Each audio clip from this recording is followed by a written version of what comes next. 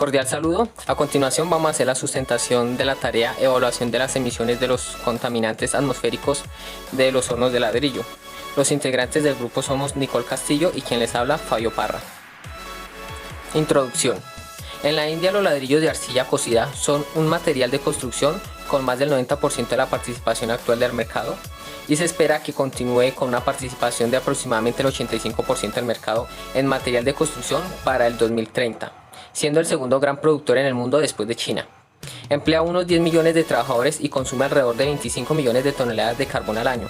El carbón es el combustible principal, además del carbón una variedad de combustible de biomasa como leña, estiércol seco, bagazo de cáscara de arroz y otros residuos agrícolas.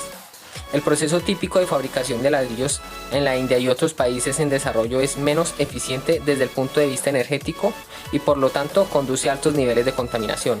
Objetivos.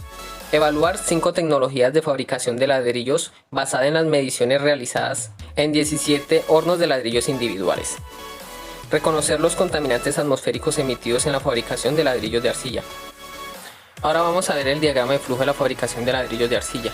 Explotación de la arcilla. Se extrae la arcilla de la cantera utilizando generalmente pica y pala y en otros casos maquinaria pesada. Preparación del fango.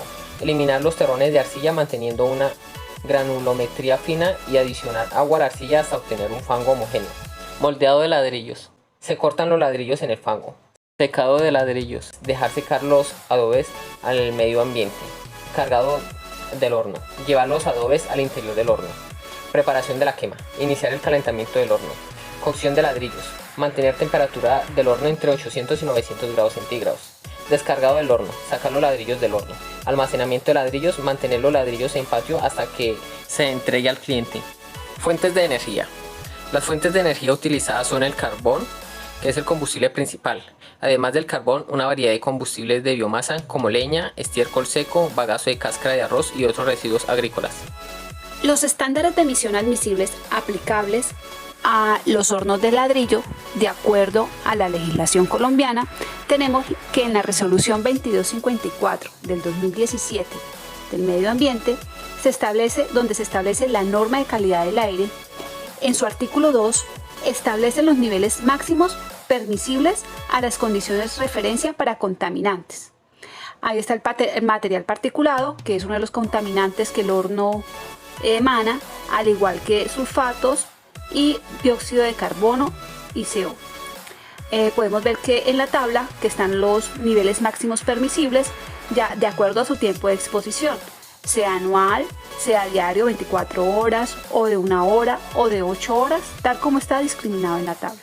Las técnicas de medición de los contaminantes atmosféricos que emanan de los hornos de ladrillo tenemos entre las más comunes las técnicas electroquímicas que utilizan el intercambio de electrones en la superficie de un electrodo para provocar una reacción redox, midiendo la intensidad de la corriente al potencial de descarga o al propio potencial de equilibrio.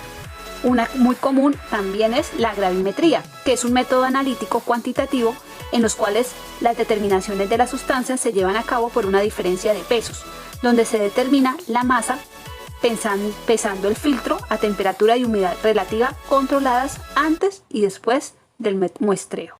El análisis titimétrico es una técnica volumétrica. También tenemos el método fotométrico, al igual que la espectrofometría, como las técnicas más utilizadas para medición de los contaminantes a estudiar. Resultados. La resolución 2254 del 2017 nos dice los valores estándar admisibles y según el estudio realizado en la India y la tabla que nos muestra las concentraciones obtenidas en diferentes contaminantes en los hornos evaluados, se evidencia que los hornos que mayormente cumplen con la norma colombiana son el de calado zigzag, BC, BK y TK. Entre las tecnologías diferentes evaluadas, la cocción TK y zigzag muestra un mejor desempeño. Así como se ve en la gráfica, en donde vemos que es más alta lo permisible de acuerdo a la normatividad colombiana. Finalmente, basado en las mejores de eficiencia, reducción de emisiones y baja inversión de capital, conversión de FSBTK a tecnología zigzag parece ser una solución a corto plazo para reducir las emisiones de los hornos de ladrillo.